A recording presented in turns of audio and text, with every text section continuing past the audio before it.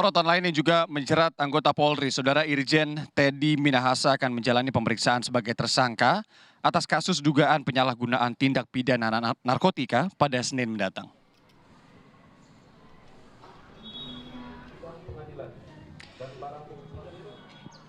Kabid Humas Polda Metro Jaya, Kombes Endra Zulpan mengatakan saat ini mantan Kapolda Sumatera Barat ini sudah di Bareskrim Polri. Menurut Zulpan, pemeriksaan digelar di Polda Metro Jaya namun ditunda hingga Senin. Atas permintaan Teddy Minahasa, ia meminta didampingi oleh kuasa hukum pribadi. Adapun tersangka lain yang merupakan personel kepolisian berpangkat Bribka, Kompol, hingga AKBP juga sudah ditahan di Polda Metro Jaya.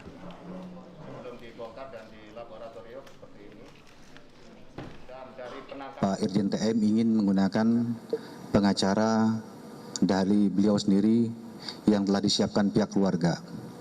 Sehingga kami dari Polda Metro Jaya, khususnya penyidik dari Direktorat Narkoba, mengakomodir ini, kemudian tidak melanjutkan pemeriksaan, akan kita lanjutkan lagi menjadi hari Senin sesuai dengan permintaan beliau, dengan akan didampingi oleh pengacara yang telah beliau dan keluarga siapkan.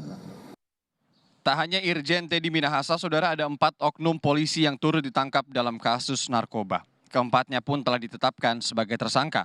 Mereka adalah Aibda AD, anggota Satres Narkoba Polres Jakbar, Kompol KS, Kapolsek Kalibaru Polres Pelabuhan Tanjung Priok, Aibtu J, anggota Polres Pelabuhan Tanjung Priok, dan AKBP Dodi Prawira Negara sebagai Kabagada Rolok Sumbar, mantan Kapolres Bukit Tinggi Polda Sumbar.